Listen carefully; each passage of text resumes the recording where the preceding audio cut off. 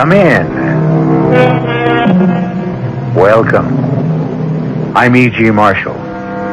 Come in, settle down, and listen, for we're about to tell you a very important story.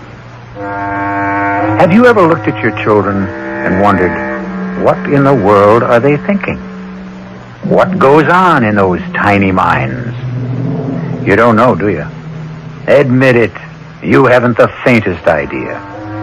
Yet you were once a child. So why don't you know? I'll tell you why. You have forgotten, and try as you will, you simply cannot remember what it was like to be a child. I don't know the reason for this, but perhaps it's because being a child is not always the happy thing we think it is. Didn't you mind being shut up in that dark room, Bobby? All by yourself for such a long time? Was it a long time? 3 weeks. Is that a long time? What did you do, Bobby, all alone there? Oh, listen to the silence. Talk to the dark.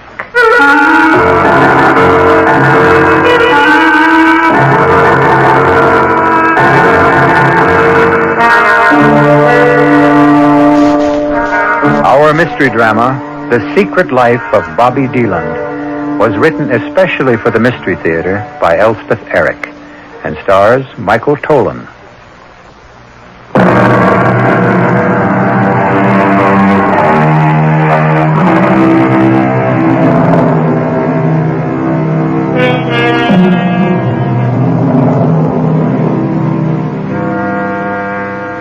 We said earlier that this story is an important one, not because our small hero is an important figure. A boy of 10? How much time has he had to achieve importance in our world? No, we call our story important because it is our attempt to explore the inner life of one small child. An attempt which we admit may be awkward and incomplete because we have grown up, and in growing up, grown stupid. All right now, children, playtime's over. Everybody inside. Go with Miss Hamill and Mr. Goss. Now we can talk better. Well, Mr. Collins, have you finally made up your mind about adoption? I don't know that we want to go that far, Mrs. Appleton. Not just yet. You see, I thought if my wife and I could take one of the children home for a month, 2 months, see how it worked out. You see, our son died in an automobile accident a year ago. And Mrs. Carlin hasn't been really right since. Depressed, migraine, headaches, spends a good deal of time in bed. And I thought if there were a boy around the house, it might help her. Help me, too. You've been here several times. You've met all our children. There's one. I believe his name is Bobby. About 10 years old. Bobby Deland? That's the one. I looked for him today when I was walking around the playground. I didn't see him. He's still here, isn't he? Bobby's still here. Oh, thank goodness. He's such an unusual boy. I'm surprised he wasn't asked for before this. He was. Last year. It didn't work out. Can you tell me why? I can do better than that. I have a tape of the interview with the lady who tried to give him a home. It's a practice here to make tapes of the conversations with prospective parents. It saves confusion, possible embarrassment later, if there's trouble. Oh, you're being taped right this minute, Mr. Carlin. I hope you don't mind. No, not at all. Now, look, I won't play it all for you, just the part that concerns us now. And we did everything we could think of to make Bobby happy, Mrs. Appleton. He seemed happy. There wasn't any way we could guess that he didn't like it with us. And then to wake up one morning and he was gone. Simply gone. I'm sure you did everything you could. Oh, we did. And he seemed to like us. Of course, he's naturally so sweet, so good. Except for the stealing. The what? The stealing? Oh, look, I shouldn't call it stealing. We'd find little things missing. Little nothings. Once it was a frying pan. A wooden spoon one time. Oh, we found them later. In his room. Once he took the belt from one of my dresses. A leather belt. Not that I cared. That's enough of that. But I should tell you, Bobby's been guilty of petty pilferage like that here at the orphanage. A hairbrush belonging to one of the teachers. And Where did he go when he ran away? well, the police found him that same night, wandering along a country road. There was a full moon. They had no trouble. And when the woman came to pick him up, he wouldn't talk to her. Wouldn't even see her. Didn't seem to hold anything against her. He just said it was no use. No use? It's what he always says. Before? Several times during the last couple of years. Look, I'm telling you all this to let you know that if you take Bobby into your home, you're not getting the usual child. No child is the usual child, Mrs. Appleton. Well, shall we go and have a talk with him? See how he feels about all this? By all means. Oh, I should tell you, Bobby's in confinement. You don't mean solitary? He's confined to one room without lights or windows. I know that sounds severe, but It does. we've tried everything else. Even corporal punishment, though that's prohibited by law. It didn't do any good. He doesn't seem to feel it. How long has he been confined? Oh, nearly 3 weeks now. Mrs. Appleton, 24 days is supposed to be the limit before the victim goes mad. That's been established in prisons with grown men. Bobby's a boy. A most unusual boy. Shall we go talk to him? Please. This way. Mrs. Appleton, may I ask you, what is Bobby being punished for? What did he do? Oh, didn't I tell you? He ran away from the orphanage. That's the only thing he ever needs to be punished for, running away.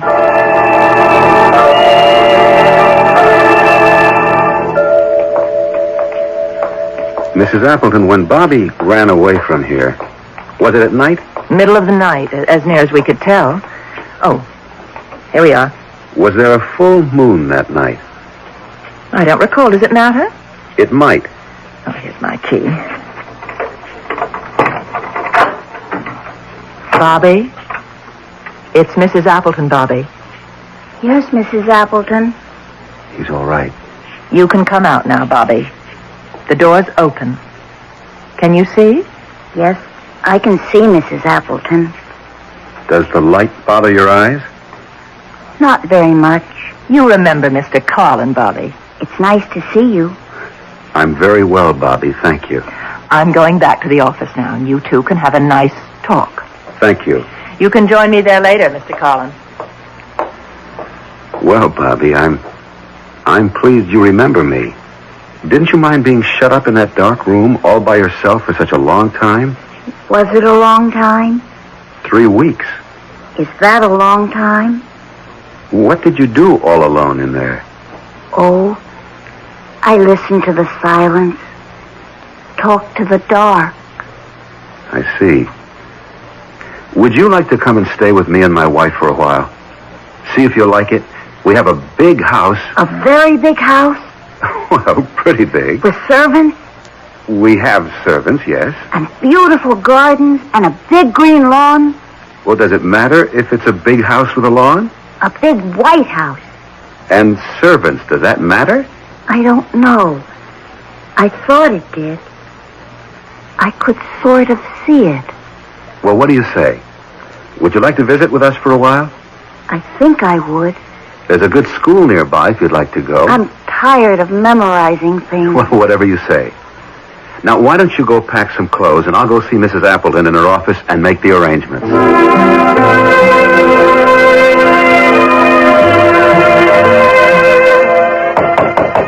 Come in. Mrs. Appleton, that's a remarkable child. Oh, close the door, will you, Mr. Carlin? Oh, yes. You've persuaded him? I'm convinced the reason Bobby can endure, even enjoy 3 weeks of confinement is because he's able to hypnotize himself. And not only hypnotize himself, but put himself into a deep trance. Almost anyone can be hypnotized, but only 1 in 20 can hypnotize himself. And I've never heard of anyone who could put himself into a deep trance state. Well, supposing he can, what's the advantage of it? Why, it means that he can reach his unconscious mind and perhaps unite it with his consciousness. A terribly difficult thing to do. And to do it alone without any outside help, I never thought it was possible. Well, supposing he can do whatever it is you say he can, what of it? Mrs. Appleton, do you know what powers are locked in the unconscious? What forces, what instinctive knowledge, primitive memories? I've always thought of the subconscious as an untidy mass of very unpleasant emotions. It is untidy, but we've been taught the emotions are unpleasant because they lack morality and purpose, as indeed they do. Their only purpose being to express themselves. Most of us manage to live without expressing ourselves, Mr. Collins. Yes, but supposing you find one solitary human being who refuses to live that way. You mean Bobby? Well, Mr. Collins, if he's willing to go with you and you want him, I've checked you out and everything's in order. Oh, one thing, Mr. Collins, I hope you're not going to talk to Bobby about his mother. Why not? Why shouldn't he talk about his mother if he wants to? Well, it's not really healthy in his case. He makes up outrageous stories about her. Such as what? Oh, that she was fantastically beautiful, that she married into royalty, a prince or a duke. Oh, children often fantasize that way. Last year he told us that she was a movie star, imagine. Who was she really? Oh, just a poor, pathetic woman on relief. I found that out from our records. I wasn't here when she brought him, but that was 6 years ago. He was only 4. They're unpleasant. The records say she simply couldn't afford to keep him. She's never been back? Never been back. Never called to see how he was getting along. Never sent him a present or even written him a note. Come in. Oh, Bobby. All packed to go home with Mr. Collins? He has a big white house, Mrs. Appleton, with a big lawn and flowers and lots of servants. Haven't you, Mr. Carlin? Yes. I'm sorry about your wife. What? What about my wife? I'm sorry she's so unhappy. Didn't you tell me she's unhappy and sick sometimes? I don't think I did. You must have. Or how would I know?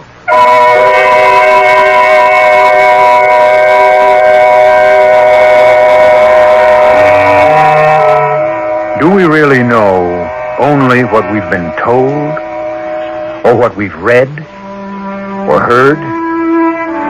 I hate to believe that, because then each of us is only a jumbled mass of information.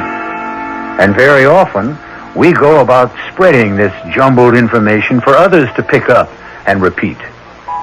No wonder the world is in such a turmoil, if all we know is what we've been told by people who only know what they've been told, who only know what... Oh, no, there must be more. We can't go on this way. However, having no solution at hand, I shall return shortly with Act 2.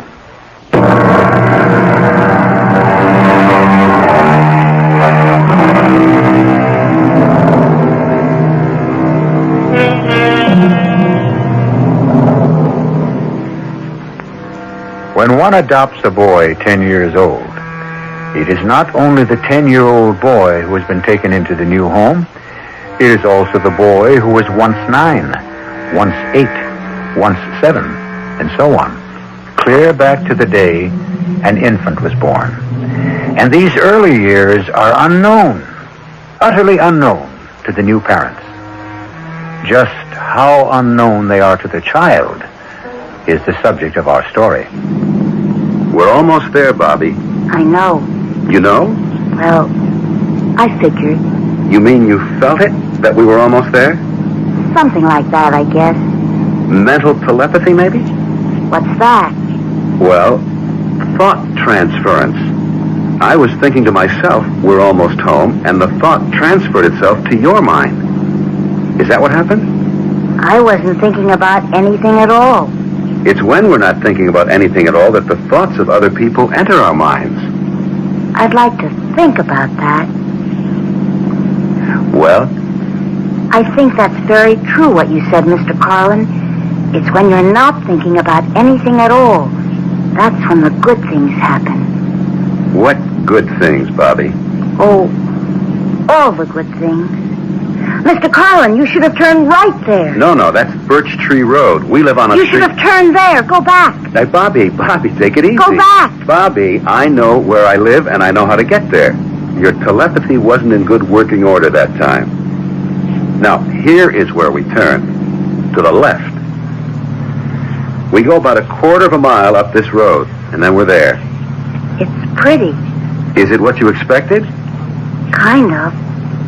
It smells nice. You smell something? It smells sweet. Very, very sweet. I don't smell anything. Oh, we're coming to the privet hedge. That's the sweet smell. Imagine you picking it up way back there. Now we're coming to the house. It is white.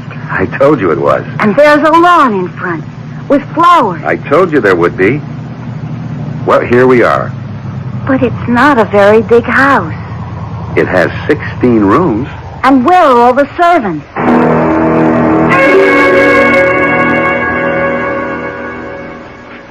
Did you sleep well in your new room, Bobby? Yes, I did. It's a very nice room. Nicer than the orphanage? That was nice. But this is nicer. This morning, Bobby, I want to take you to meet my wife. Her name is Anita, if you want to call her that. I think I should tell you she gets migraine headaches from time to time. I know. I knew she was sick sometimes. I think she's sick now. No, she's not. I saw her this morning. She was fine. Come on, let's go upstairs. Okay. It's not very nice to be sick like that, is it? No, it certainly is not. I used to have asthma. That was terrible. What did you used to do about it? Oh, I made it stop. Made it stop? Just like that? Sort of. It was a long time ago. Here we are. Anita, may we come in, dear? Come on. Anita, this is Bobby. Go away, please. She's sick. My dear, is it another migraine? Please. I can't. Bobby, we'd better come back later. She's sick. You'll meet her tomorrow. Come on. Mrs. Carlin, I'm here. I know how much it hurts, but I want you to know I'm here. And I want it to stop hurting. Please. Try to look at me, Mrs. Carlin. Bobby, don't. When she's like this, it's no use. I want you to give me your headache, Mrs. Carlin. I want you to give it to me. Look, Mrs. Carlin. Anita, look. Give me your headache. I want to take it away from you. I'm going to take it away from you. Do you hear me? I'm going to take it. You're going to give it to me. I'm going to take it. Yes, I'm taking it. You're giving it to me. You're giving me your headache, aren't you? Yes, you are. I know you are. Please give it to me. All of it. Yes. Oh, please. Oh, yes. Yes. Yeah. Yes. Yes. Yes. Yes. Yes. It's gone. All gone. Bobby, where are you going? It's all right. All right. Bobby? I couldn't help, Mr. Carlin. I had to throw up. Well, that's all right, son. That's all right. How is Mrs. Carlin? She says her headache is gone. Yes. Of course it's gone. She gave it to me. And how are you? I think I'm going to be all right pretty soon. I never knew before what a migraine headache was like. Now I know.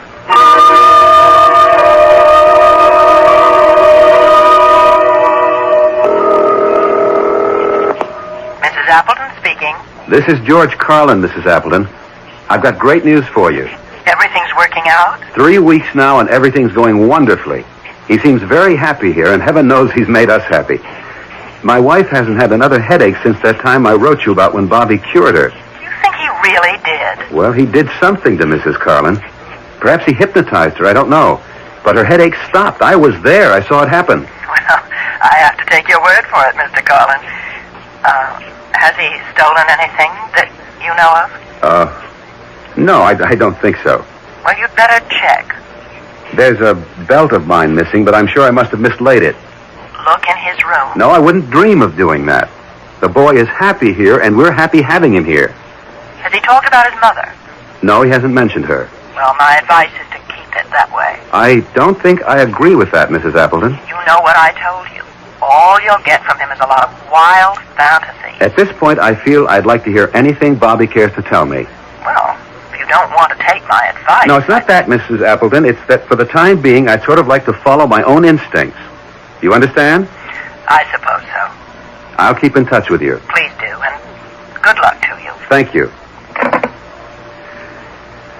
Oh, Bobby, I didn't hear you come in. That was Mrs. Appleton I was talking to on the phone. How is she? She's fine. Do you miss her? Not too much. Bobby, you know that black tooled leather belt of mine? Yes, I know that belt. I can't find it. Have you seen it? It's in my room. Well, did I leave it there, do you think? I don't know. I don't think so. By any chance, Bobby, did you take it out of my room? I guess I did. I'm pretty sure I did.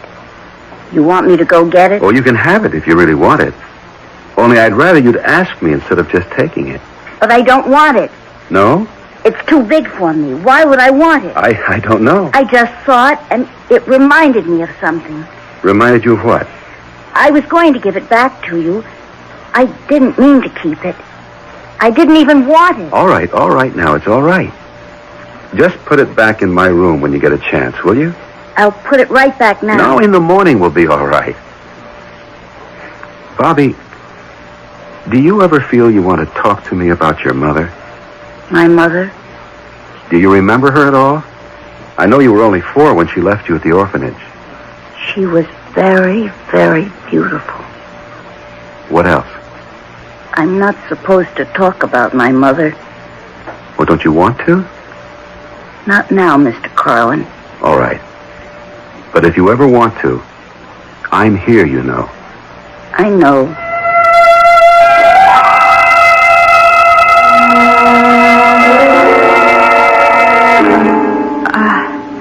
George?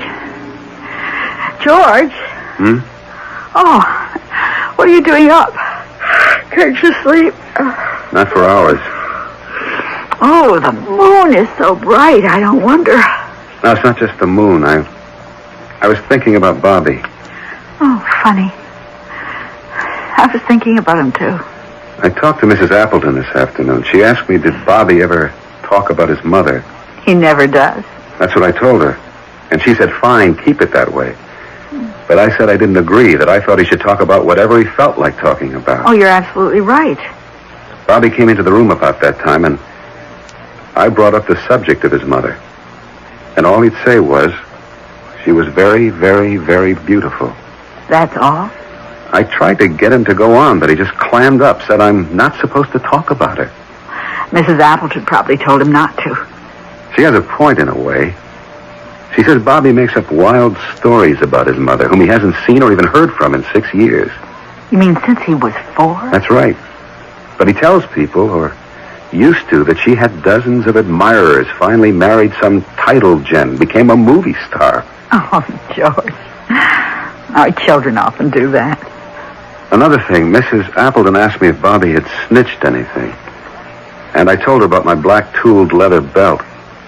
Then when Bobby came in, I asked him had he seen it, and right away he said yes, it was in his room. Really?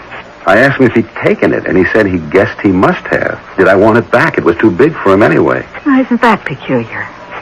You know, I told you the woman who took him last year said he snitched silly things. A frying pan, a wooden spoon, a belt off one of her dresses. Oh. Now, I wonder if that's where our little frying pan disappeared to. They were asking me in the kitchen if I'd seen it. What, there's a frying pan missing? Heavens, George, we have about 12 frying pans of assorted sizes. Is there anything else missing? No, nothing else. Oh.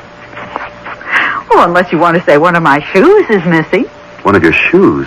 Those high-heeled things. I'd given up high heels, and I put those out to give away. And next time I looked, there was only one. Must have gotten thrown out. Goodness, it would take one shoe. Who would throw away one shoe? Oh, George. Look, come on back to bed. Maybe you can get to sleep. Yeah, maybe. That damn moon wasn't so bright. Shines right across the bed. Why don't you pull the curtains? You know what? It's a full moon. Well, pull the curtains and come to bed. Can you see, or do you want a light on? Oh, I can see. What was that? What was what? Did you hear a door close? What door? It sounded like downstairs. There he goes. Bobby? Yes, and there's a full moon. Oh, George. Like before. Call him back. Go after him, George. No, I don't think I'm going to do that. Well, for heaven's sakes, why not? You can't just let him go wandering around all by himself. No, I don't think he's going to be just wandering around. You think he's going someplace in particular? Yes. Where? I don't know. And I don't think he knows either. But someplace.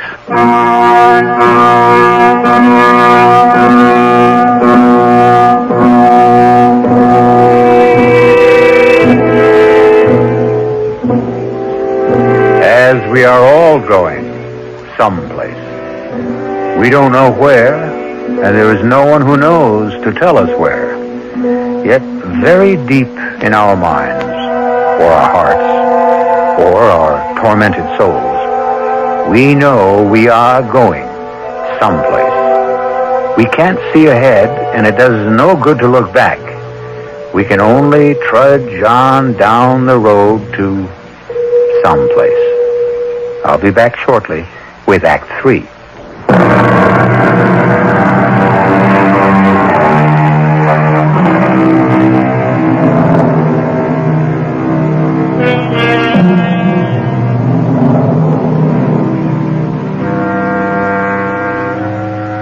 The full moon with which Act 2 ended has been wiped out now by the exploratory colors of the rising sun. And steadily down a winding road trudges a small boy, 10 years of age, steadily, purposefully, toward a destination he could not name were you to ask him. It is Bobby Deland. The thin little boy's arms start to wave wildly as a truck approaches. Stop! Please!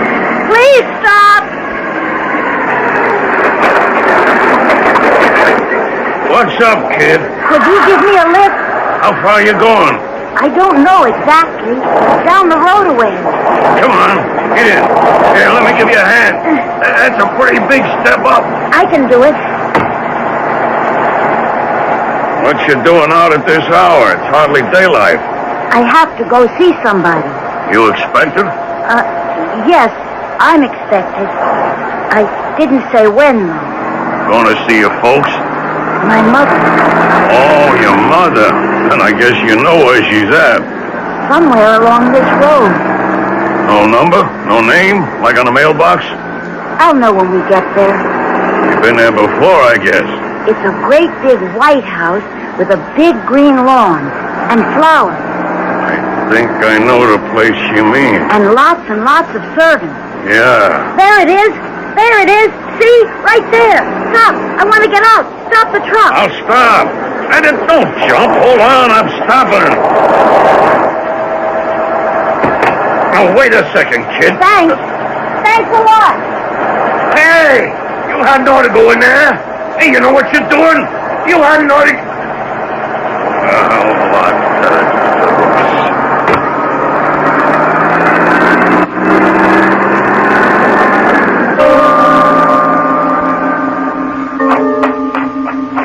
That's it. That's the house. This is the lawn. There are the flowers. But where are the servants? Where's my mother? You want to sit here, Baroness? Under this tree? Is that all right? I'll fetch you some coffee and I'll be right back. Excuse me. Are you my mother's maid? Yes, I am. Will you tell her I've come to see her, please? If she if she feels well enough to see me. What's your name? Bobby Deland. Would you tell my mother? And how did you get in here, Bobby? Somebody dropped me off. Before. I'd been waiting till I saw all the servants come out of the house. Now, please, I'd like to see my mother. You mean that lady over there? Yes, my mother. Oh, I'm afraid that's not your mother, dear. That's the Baroness Hortha. Well, her name before was Mrs. Deland. Please tell her I want to see her. Oh, never mind. Oh, hold on now. Now, just a minute. Let go. Let me Not go. so fast, young man. Let go of me. Miss Copeland, what's going on? Oh, it's this boy. He wandered in here. He wants to talk to the Baroness. He's her son, he says. Well, then let him.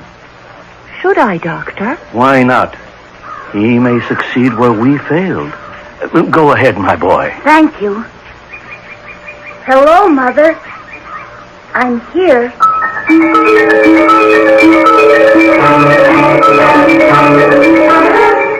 Hello, Mrs. Appleton? George Carlin. I wanted to tell you Bobby's been found. Thank you for not calling the police. Well, you know, I told you I saw him leave the house. I simply followed him in my car. It wasn't hard, so don't worry. What's that? Well, I don't think that's necessary, but if you want to... Look, can't you tell me over the phone? Well, all right. No, I'm not at home. I'm at the place where I found Bobby. It's on Birch Tree Road, not too far from where I live. A big white house, very big. Big lawn out in front. It's the Wesley Sanitarium. You know it? Well, I'm with Dr. Wesley right now. All right, we'll expect you. Mrs. Appleton's coming over, if that's all right, Doctor. Perfectly all right. She wants to tell me something, show me something. I don't know what. Tell me, Mr. Carlin, what made you think Bobby might come here? It was just a guess. But when I brought him home from the orphanage, he wanted to turn onto Birch Tree Road. Did he say why? He thought it was the road my house is on. Not that he'd ever been at my house. All he knew about my house was that it was big and white, had a lawn with flowers and servants. He knew that because I told him. And I told him because he specifically asked. It seemed important to him, did it? Very. I was puzzled at that because he's not a snobbish sort of boy, quite the contrary. That insistence on a lot of servants. Now I begin to understand. Your sanitarium does have a lot of servants, as well as a lawn and flowers. But the boy's never seen the sanitarium, has he? He hasn't even seen his mother since the age of 4. Then how would he know? I suppose that when you dream about a certain person for such a long time and fantasize about that person the way he did about his mother... What sort of fantasies? Oh, wild ones. That she was much admired, much sought after, that she married into royalty, became a movie star. Hold on there. She did marry into royalty. You don't mean she's really a baroness? Yes, indeed. The Baroness Hortha. Well, I thought that baroness stuff was, part of her dementia. The Baron brought her here. The Baron pays her bills. He's not very high up in the royal lists, but he's a baron, nevertheless. The boy couldn't have known that. No more than he could have known Birch Tree Road. Now, about her becoming a movie star, the Baron told us that she made a motion picture a few years ago. Actually, that's where he met her. He put up the money. She starred in it. Well, that's impossible, isn't it? Someone would have known, seen the picture, recognized her. I don't know who saw the picture, Mr. Carlin. It was a pornographic film. No. The Baron has made a good bit of money on pornographic films, I'm told. She made the film? Starred in it. She married the Baron? He's devoted to her. Well, then what happened? Oh, about a year ago, she became severely depressed. It went further, into melancholia. Finally, she became very nearly catatonic, and he brought her here. She won't talk to him when he comes to see her. She's never spoken to any of us. It was about a year ago, as I understand it, that Bobby began to talk about a big white house with a lawn and gardens, and a lot of servants. Could he have known that she'd been brought here? To a place he'd never seen, didn't even know existed? It's a rare person who has a faculty to sense what is going on. But If there is a great affinity between two people, I suppose a telepathic communication is, well, it's possible. Was there such an affinity between Bobby and his mother? After all, she abandoned him when he was 4 and never communicated with him after that. Communicated with him? I'd say by all the evidence she communicated with him the whole time they were apart. She may not have known she was communicating, but her son was, on the face of it, so sensitively attuned to her and her existence, he could pick up waves that emanated from her that she knew nothing about. Come in. Dr. Wesley, I hope I did the right thing. What's that? Well, I left the little boy with the Baroness. Is that all right? I think so. The Baroness has never shown the slightest sign of being violent. Quite the contrary. Well, she does seem interested in him. I mean, she looks at him. Sounds like progress to me. So then I should just leave them together? Where are they? In her room? I'd say leave them together. But leave the door open. Yes, Doctor. It will be astounding if she recognizes him, accepts him. It could mean she's on her way back. Dr. Wesley, this faculty you talk about, this rare ability to sense things, what is it? It doesn't have a name. Anyway, not a name that appears in scientific journals, but some clairvoyants have it, some mystics have it, some saints, I suppose. Many poets have it. It's an ability to reach far into oneself, to make contact. Do you know the poem called The Labyrinth? W.H. Auden wrote it. There are 4 lines from it that I quote to myself all the time. The center that I cannot find is known to my unconscious mind. I have no reason to despair because I am already there. Nice, isn't it? What does it mean? Oh, come, Mr. Carlin. You know very well what it means. That if we only go deep enough into ourselves, we will find the center that will stabilize us? Is that it? Give us peace? Is that it? The peace that passeth all understanding, because I'm afraid understanding has very little to do with it. To think that a 4-year-old boy could hold fast to the image of his mother through all those years. What else had he to hold fast to? And then find her by his own effort. Which only proves again, Mr. Carlin, we get what we want if we want it enough. Come in. Mrs. Appleton. I got here as soon as I could. Mrs. Appleton, Dr. Wesley. Please sit down, Mrs. Appleton. Oh, thank you, Doctor. Now, the boy's all right, Mrs. Appleton. You're not to worry. He's with his mother. His mother? He found her here, Mrs. Appleton. She's the reason for his running away all those times. Mr. Carlin, Dr. Wesley, I brought something to show you. Something for you to hear. And what is that? Well, when you called me last night, Mr. Carlin, I was so upset. Everything had been going so well, and then to have him run away again. Anyway, I couldn't get back to sleep. So I went down to the basement, and I rummaged around among the old files, and I found this. A tape? Yes. We keep tapes at the orphanage of all the interviews we have with prospective parents and with the people who leave their children for adoption. Well, this tape, this one goes back 6 years before I came to the orphanage. And it's a tape of... Oh, is it all right if I use this machine, Doctor? Oh, yes, go right ahead. All right. Now, I'll just play you the part towards the end. It's the tape they had running when Mrs. Deland came to leave Bobby. You gotta take him or I'll kill him. Look, I'm a cheap prostitute. I live in one room. I have to send the kid out to play in the street while I'm conducting my business. Now, how long can I go on telling him it's his Uncle Charlie I got up in my room? And another thing, I I haven't got the greatest disposition in the world. And when I'm hungover, when my head hurts, I go crazy, and I'm liable to hit him. And not just hit him. I'll hit him with anything that's handy. Yesterday, I hit him with my shoe. With the heel. My shoe. A spiked heel this high. I mean, it doesn't have to be a shoe. I'll pick up anything and hit him with it. A frying pan, the belt off my dress, anything that's handy. Well,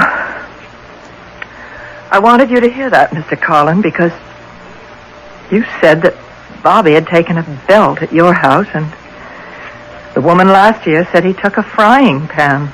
He took a shoe of my wife's. I think we'd better go see if everything's all right. Come with me. He's right down the hall. How in the world did his mother come to be here? It's a long story, Mrs. Appleton. Well, how did he know she was here? That's an even longer story. Here we are. Is he in there with her? Yes. Be quiet. I brought you some presents, Mother. Look. Here's a belt. And here's a frying pan. And here's a shoe. See, Mother? They're for you. With my love.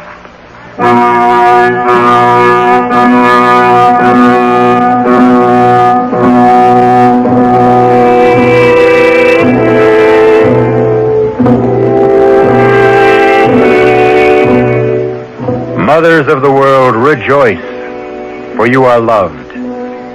Of course, in the human nature of things, you are simultaneously hated, and by the same person. For no emotion as powerful as love can flourish unadulterated. Side by side with love goes hate. It is, you might say, a package deal. I'll be back shortly.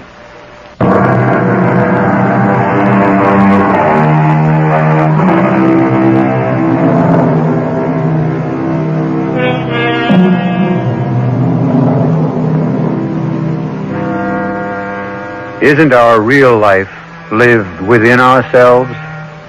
The posturing we do in full view of others, what is that but the antic behavior of a poor clown who needs to be applauded? The exterior life is really only incidental, yet we expend all our energy on it, while the interior life is left to its own devices, as though deeply ashamed of it. We wish to disown it. Our cast included Michael Tolan, Marion Seldes, Martha Greenhouse, Hetty Galen, and Gilbert Mack. The entire production was under the direction of Hyman Brown. This is E.G. Marshall inviting you to return to our Mystery Theater for another adventure in the macabre. Until next time, pleasant dreams.